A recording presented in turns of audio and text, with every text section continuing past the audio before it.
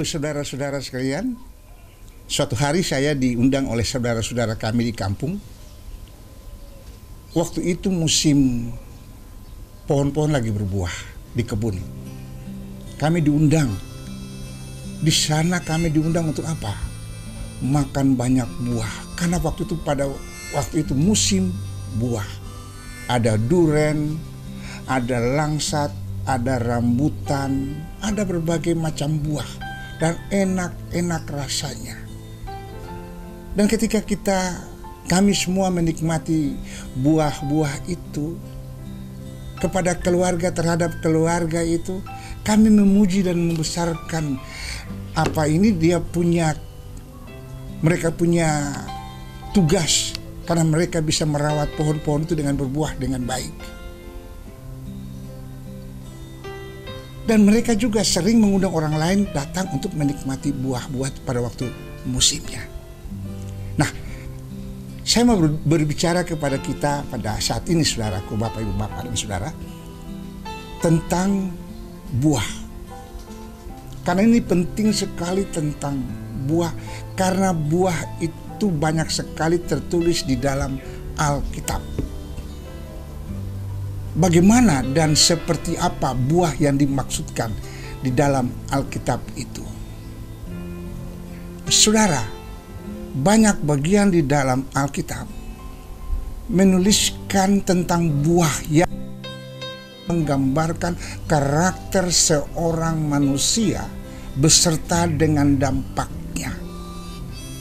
Mau manusia itu baik atau manusia itu jahat, dia bisa menghasilkan buah, tergantung buah itu baik atau buah itu jahat. Dan bagi anak-anak Tuhan, orang-orang percaya, menghasilkan buah yang baik dan berdampak kepada pihak yang lain.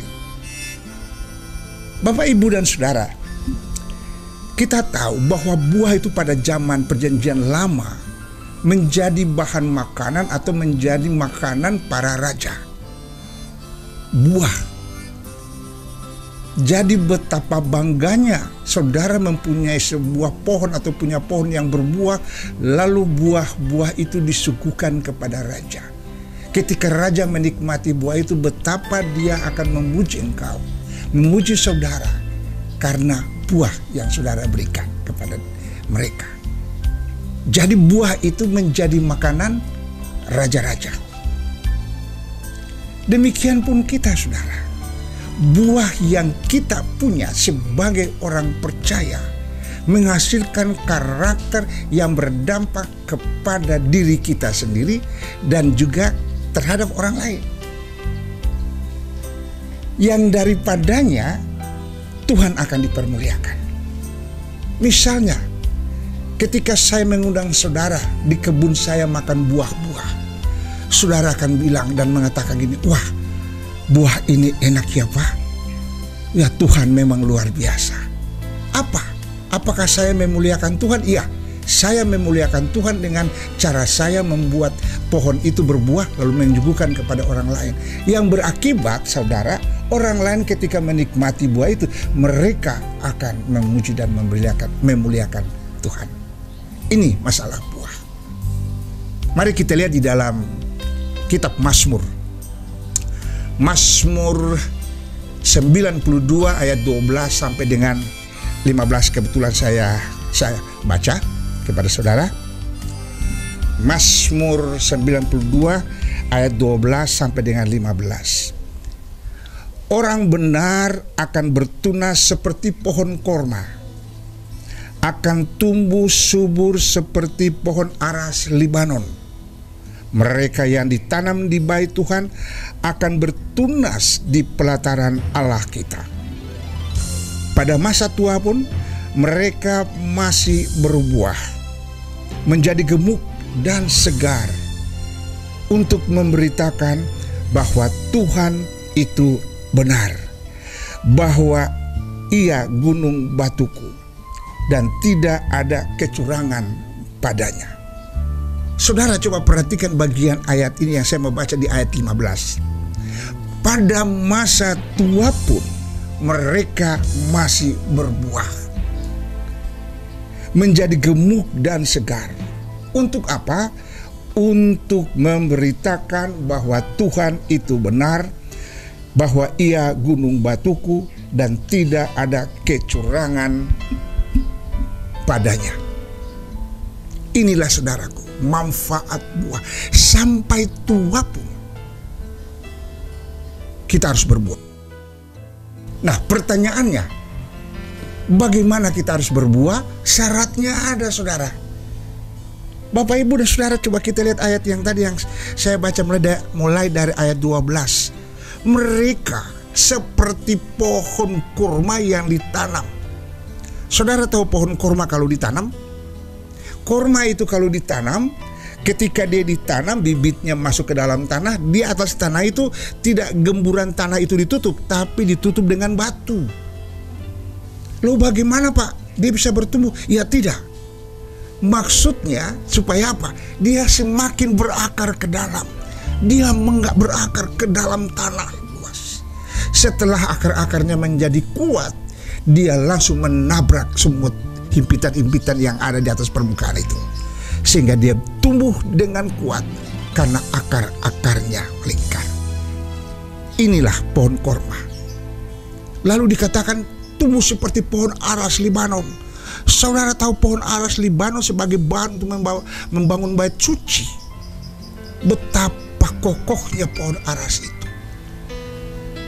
Nah, disinilah saya mau mengatakan kepada saudara tentang buah yang ditanam di dalam pelataran bait Allah. Mineral-mineral yang dari dalam tanah akan menghasilkan buah yang bermanfaat.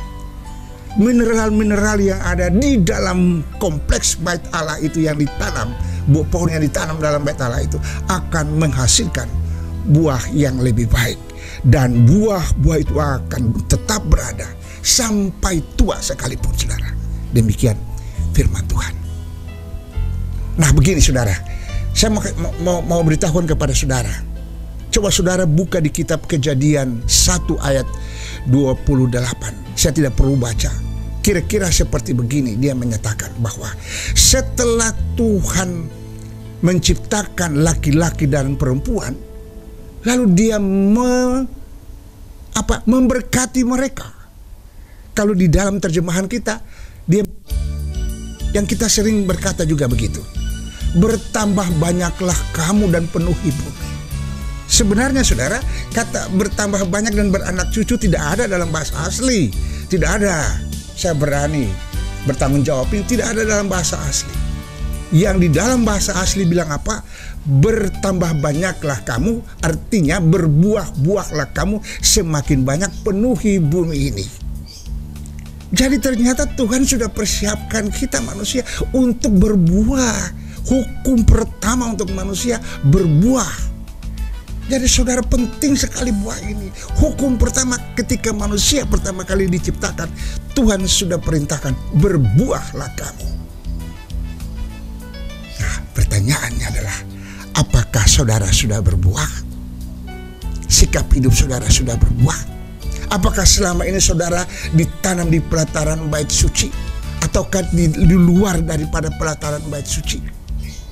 Orang-orang yang ditanam di pelataran bait suci menghasilkan buah yang baik, menghasilkan karakter Kristus dalam kehidupan mereka. Lalu mereka memanifestasikan itu dalam kehidupan mereka selanjutnya. Orang-orang di sekitar mereka akan menikmati berkat-berkat itu, yang berakibat Tuhan dipermuliakan. Seperti kerinduan Tuhan ketika pertama kali Dia menciptakan manusia. Dia menciptakan manusia, lalu Dia berkata, berbuah-buahlah kamu. Supaya apa? Namaku dipermuliakan. Ini yang saya mau kasih tahu kepada saudara. Sebab itu saudaraku, mari kita renungkan ini. Apakah saudara semua sudah berbuah? Berada di dalam pelataran, tumbuh di dalam pelataran bait Allah, berakar dalam tanah yang di sekitar bait Tuhan. Yaitu apa? Berada di dalam kebersamaan dengan Allah di dalam nama Yesus. Ingat kisah pohon anggur, ranting itu melekat pada pohon itu. Jika ranting tidak melekat pada pohon itu, ranting tidak berbuah. Kalau ranting tidak berbuah, berakibat apa? Ranting itu akan dipotong. Bukan dipotong saja, dicampakkan ke dalam api. Saudara, ini firman Tuhan. Bukan menakutkan saudara, tapi mau mengingatkan kepada saudara sebagai buah-buah yang Tuhan telah memberkati saudara mau menjadi buah. Dan buah-buah yang nyata di dalam kehidupan kita, kita bisa lihat di dalam 9 buah roh, 9 karakter dari Roh Kudus yang telah diberikan kepada kita, yang berakhir dengan pengendalian diri. Pengendalian diri perlu saudara. Ingat saudara, pengendalian diri ini perlu bagi kita. Saudara harus mengontrol diri, kita semua harus mengontrol diri. Tidak ada kesombongan satu dengan yang lain, tidak ada sakit hati satu dengan yang lain, tidak perlu mencaci orang lain, tidak perlu menggosip orang lain. Tapi kontrol dirimu sendiri. Dan mari kita sama-sama. Kita berdoa, Tuhan akan memberkati kita, Tuhan akan memberikan kekuatan kepada kita, Tuhan akan menyempurnakan kita di dalam setiap apa yang menjadi rencana yang Dia sudah siapkan bagi kita. Terima kasih. Tuhan memberkati saudara. Haleluya. Amin.